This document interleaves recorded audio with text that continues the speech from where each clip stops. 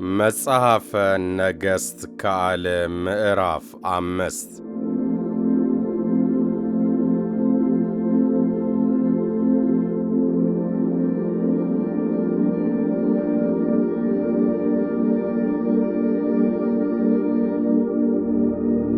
የሶርያን ንጉሥ ሰራዊት አለቃ ንዕማንም እግዚአብሔር በእርሱ እጅ ለሶርያ ደህንነትን ስለሰጠ በጌታው ዘንድ ታላቅ ክቡር ሰው ነበረ። ደግሞም ጽኑ ኃያል ነበረ፣ ነገር ግን ለምጻም ነበረ። ከሶርያውያንም አገር አደጋ ጣዮች ወጥተው ነበር። ከእስራኤልም ምድር ታናሽ ብላቴና ሴት ማርከው ነበር። የንዕማንንም ሚስት ታገለግል ነበር። እመቤቷንም ጌታዬ በሰማርያ ካለው ከነቢዩ ፊት ቢደርስ ኖሮ ከለምጹ በፈወሰው ነበር አለቻት። ንዕማንም ገብቶ ለጌታው ከእስራኤል አገር የሆነች አንዲት ብላቴና እንዲህና እንዲህ ብላለች ብሎ ነገረው። የሶርያም ንጉሥ ንዕማንን ሂድ፣ ለእስራኤል ንጉሥ ደብዳቤ እልካለሁ አለው። እርሱም ሄደ። 10 መክሊት ብር፣ 6,000 ወርቅ፣ 10 መለወጫ ልብስ በእጁ ወሰደ። ለእስራኤልም ንጉሥ ይህች ደብዳቤ ወደ አንተ ስትደርስ ባሪያዬ ንዕማንን ከለምጹ ትፈውሰው ዘንድ እንደ ሰደድኩልህ እወቅ የሚል ደብዳቤ ወሰደ። የእስራኤልም ንጉሥ ደብዳቤውን ባነበበ ጊዜ ልብሱን ቀዶ ሰውን ከለምጹ እፈውስ ዘንድ ይህ ሰው ወደ እኔ መስደዱ እኔ በውኑ ለመግደልና ለማዳን የምችል አምላክ ሆኜ ነውን? ተመልከቱ፣ የጠብ ምክንያትም እንደሚፈልግብኝ እዩ አለ። የእግዚአብሔርም ሰው ኤልሳዕ የእስራኤል ንጉሥ ልብሱን እንደ ቀደደ በሰማ ጊዜ ልብስህን ለምን ቀደድ? ወደ እኔ ይምጣ፣ በእስራኤልም ዘንድ ነቢይ እንዳለ ያውቃል ብሎ ወደ ንጉሡ ላከ። ንዕማንም በፈረሱና በሰረገላው መጣ፣ በኤልሳዕም ቤት ደጃፍ ውጪ ቆመ።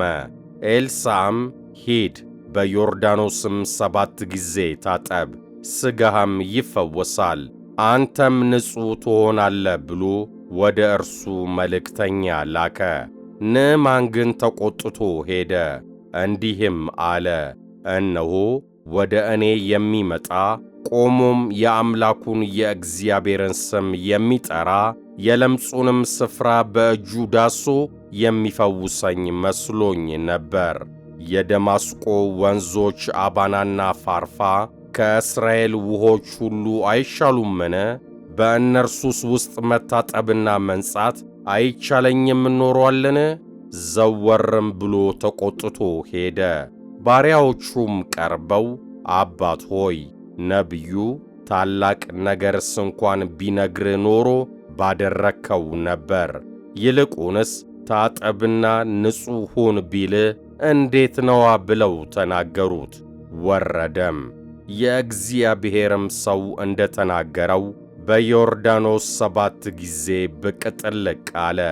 ሥጋውም እንደገና እንደ ትንሽ ብላቴና ሥጋ ሆኖ ተመለሰ፣ ንጹሕም ሆነ። እርሱም ከጭፍራው ሁሉ ጋር ወደ እግዚአብሔር ሰው ተመለሰ። ወጥቶም በፊቱ ቆመና እነሆ ከእስራኤል ዘንድ በቀር በምድር ሁሉ አምላክ እንደሌለ አወቅሁ። አሁንም ከባሪያ በረከት ትቀበል ዘንድ እለምንሃለሁ አለ። እርሱም በፊቱ የቆምኩት ሕያው እግዚአብሔርን አልቀበልም አለ። ይቀበለው ዘንድ ግድ አለው። እርሱ ግን እምቢ አለ። ንዕማንም እኔ ባሪያ ከእንግዲህ ወዲህ ከእግዚአብሔር በቀር ለሌሎች አማልክት የሚቃጠል መሥዋዕት ወይም ሌላ መሥዋዕት አላቀርብምና 2 የበቅሎ ጭነት አፈር እንድወስድ እሺ ትለኝ ዘንድ እለምንሃለሁ። እግዚአብሔርም ለእኔ ለባሪያ በዚህ ነገር ብቻ ይቅር ይበለኝ። ጌታዬ በዚያ ይሰግድ ዘንድ እጄን ተደግፎ ወደ ሬሞን ቤት በገባ ጊዜ እኔም በሬሞን ቤት በሰገድኩ ጊዜ እግዚአብሔር በዚህ ነገር ለእኔ ለባሪያ ይቅር ይበለኝ አለ። እርሱም በደህና ሂድ አለው። አንድ አግድመትም ያህል ከእርሱ ራቀ። የእግዚአብሔርም ሰው ሎሌ ግያዝ ጌታዬ ሶርያዊውን ይህን ንዕማንን ማረው፣ ካመጣለትም ነገር ምንም አልተቀበለም። ሕያው እግዚአብሔርን በስተኋላው እሮጣለሁ፣ ከእርሱም አንዳች እወስዳለሁ አለ። ግያዝም ንዕማንን ተከተለው። ንዕማንም ወደ እርሱ ሲሮጥ ባየው ጊዜ ሊገናኘው ከሰረገላው ወርዶ ሁሉ ደህና ነውን? አለው። እርሱም ደህና ነው። አሁን ከነቢያት ወገን የሆኑት 2 ጎልማሶች ከተራራማው ከኤፍሬም አገር ወደ እኔ መጥተዋል። አንዲት መክሊት ብርና 2 መለወጫ ልብስ ትሰጣቸው ዘንድ እለምንሃለሁ ብሎ ጌታዬ ላከኝ አለ።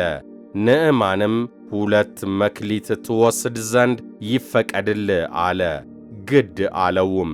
2ቱንም መክሊት ብር በ2 ከረጢት ውስጥ አሰረና ከ2 መለወጫ ልብስ ጋር ለ2 ሎሌዎቹ አስያዘ። እነርሱም ተሸክመው በፊቱ ሄዱ። ወደ ኮረብታውም በመጣ ጊዜ ከእጃቸው ወስዶ በቤቱ ውስጥ አኖራቸው። ሰዎቹንም አሰናበተ። እነርሱም ሄዱ። እርሱ ግን ገብቶ በጌታው ፊት ቆመ። ኤልሳዕም ግያዝ ሆይ ከወዴት መጣህ? አለው። እርሱም እኔ ባሪያ ወዴትም አልሄድኩም አለ። እርሱም ያ ሰው ከሰረገላው ወርዶ ሊቀበልህ በተመለሰ ጊዜ ልቤ ከአንተ ጋር አልሄደምን? ብሩንና ልብሱን፣ የወይራውንና የወይኑን ቦታ፣ በጎችንና በሬዎችን፣ ወንዶችንና ሴቶችን ባሪያዎች ትቀበል ዘንድ ይህ ጊዜው ነውን? እንግዲህስ የንዕማን ለምጽ በአንተ ላይ ለዘላለምም በዘር ላይ ይጣበቃል አለው። እንደ በረዶም ለምጻም ሆኖ ከእርሱ ዘንድ ወጣ።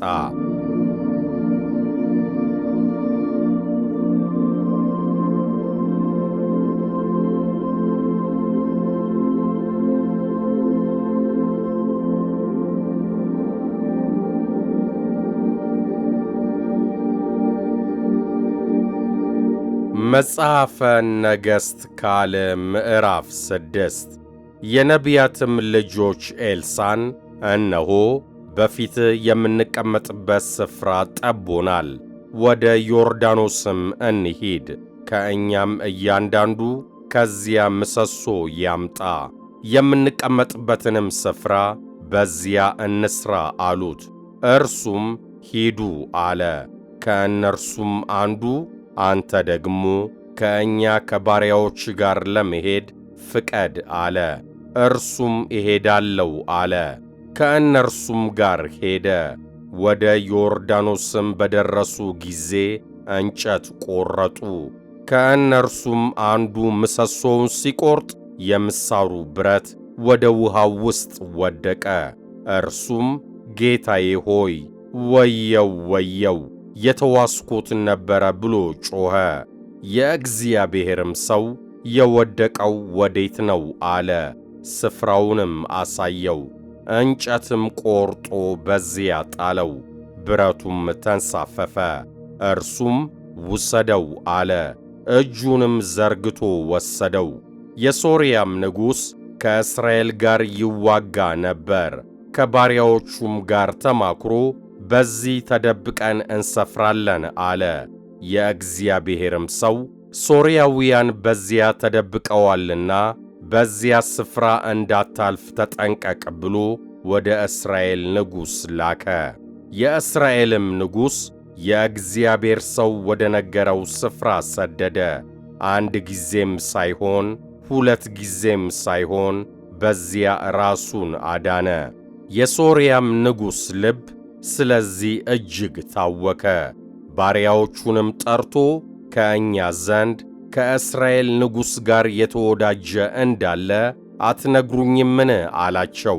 ከባሪያዎቹም አንዱ ጌታዬ ሆይ እንዲህ እኮ አይደለም፣ ነገር ግን በእልፍኝ ውስጥ ሆነ የምትናገረውን በእስራኤል ዘንድ ያለ ነቢይ ኤልሳዕ ለእስራኤል ንጉሥ ይነግረዋል አለ። እርሱም ልኬ አስይዘው ዘንድ ሄዳችሁ ወዴት እንደሆነ እዩ አለ። እርሱም እነሆ በዶታይን አለ ብለው ነገሩት። ወደዚያም ፈረሶችንና ሰረገሎችን እጅግም ጭፍራ ሰደደ። በሌሊትም መጥተው ከተማይቱን ከበቡ።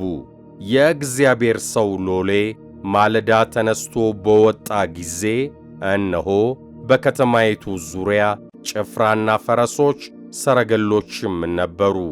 ሎሌውም ጌታዬ ሆይ ወዮ፣ ምን እናደርጋለን አለው። እርሱም ከእኛ ጋር ያሉት ከእነርሱ ካሉት ይበልጣሉና አትፍራ አለው። ኤልሳዕም አቤቱ ያይ ዘንድ ዐይኖቹን እባክህ ግለጥ ብሎ ጸለየ። እግዚአብሔርም የብላቴናውን ዐይኖች ገለጠ፣ አየም። እነሆም በኤልሳዕ ዙሪያ ያሉት የእሳት ፈረሶችና ሰረገሎች ተራራውን ሞልተውት ነበር። ወደ እርሱም በወረዱ ጊዜ ኤልሳዕ ይህን ሕዝብ ዕውር ታደርገው ዘንድ እለምንሃለሁ ብሎ ወደ እግዚአብሔር ጸለየ። ኤልሳዕም እንደ ተናገረው ቃል ዕውር አደረጋቸው።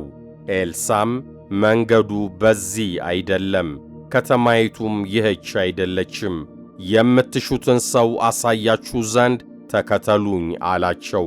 ወደ ሰማርያም መራቸው። ወደ ሰማርያም በገቡ ጊዜ ኤልሳዕ አቤቱ ያዩ ዘንድ የእነዚህን ሰዎች ዐይኖች ግለጥ አለ። እግዚአብሔርም ዐይኖቻቸውን ገለጠ፣ እነርሱም አዩ፣ እነሆም በሰማርያ መካከል ነበሩ። የእስራኤልም ንጉሥ ባያቸው ጊዜ ኤልሳዕን አባቴ ሆይ ልግደላቸውን አለው። እርሱም አትግደላቸው፣ በሰይፍህና በቀስትህ የማረከውን ትገድል ዘንድ ይገባሃልን? እንጀራና ውሃ በፊታቸው አኑርላቸው፣ በልተውና ጠጥተውም ወደ ጌታቸው ይሂዱ አለው። ብዙም መብል አዘጋጀላቸው። በበሉና በጠጡም ጊዜ አሰናበታቸው። እነርሱም ወደ ጌታቸው ሄዱ። ከዚያም በኋላ የሶርያ አደጋ ጣዮች ወደ እስራኤል አገር አልመጡም። ከዚያም በኋላ የሶርያ ንጉሥ ወልደ አዴር ሰራዊቱን ሁሉ ሰበሰበ፣ ወጥቶም ሰማርያን ከበባት። በሰማርያም ታላቅ ራብ ሆኖ ነበር። እነሆም የአህያ ራስ በ50 ብር የርግብም ኩስ የጎሞር 8ኛ የሚሆን በ5 ብር እስኪሸጥ ድረስ ከበቧት። የእስራኤልም ንጉሥ በቅጥር ላይ በተመላለሰ ጊዜ አንዲት ሴት ጌታዬ ንጉሥ ሆይ እርዳኝ ብላ ወደ እርሱ ጮኸች። እርሱም እግዚአብሔር ያረዳሽን እኔ እንዴት እረዳሻለሁ? ከአውድማው ወይስ ከመጥመቂያው ነውን? አለ። ንጉሡም ምን ሆነሻል? አላት። እርሷም ይህች ሴት ዛሬ እንድንበላው ልጅሽን አምጪ፣ ነገም ልጄን እንበላለን አለችኝ። ልጄንም ቀቅለን በላነው። በማግስቱም እንድንበላው ልጅሽን አምጪ አልኋት፣ ልጇንም ሸሸገችው ብላ መለሰችለት። ንጉሡም የሴቲቱን ቃል ሰምቶ ልብሱን ቀደደ፣ በቅጥርም ይመላለስ ነበር። ሕዝቡም በስተውስጥ በሥጋው ላይ ለብሶት የነበረውን ማቅ አዩ። ንጉሡም የሳፋጥ ልጅ የኤልሳዕ ራስ ዛሬ በላዩ ያደረ እንደሆነ እግዚአብሔር ይህን ያድርግብኝ፣ ይህንም ይጨምርብኝ አለ። ኤልሳዕ ግን በቤቱ ተቀምጦ ነበር። ሽማግሌዎችም ከእርሱ ጋር ተቀምጠው ነበር። ንጉሡ ሰው ላከ። መልእክተኛውም ገና ሳይደርስ ለሽማግሌዎች ይህ የነፍሰ ገዳይ ልጅ ራሴን ይቈርጥ ዘንድ እንደላከ እዩ። መልእክተኛውም በመጣ ጊዜ ደጁን ዘግታችሁ ከልክሉት፣ የጌታው የእግሩ ኮቴ በኋላው ነው አላቸው። ሲናገራቸውም መልእክተኛው ወደ እርሱ ደረሰ። እርሱም እነሆ ይህ ክፉ ነገር ከእግዚአብሔር ዘንድ ነው፣ እግዚአብሔርን ገና እጠብቅ ዘንድ ምንድነኝ አለ።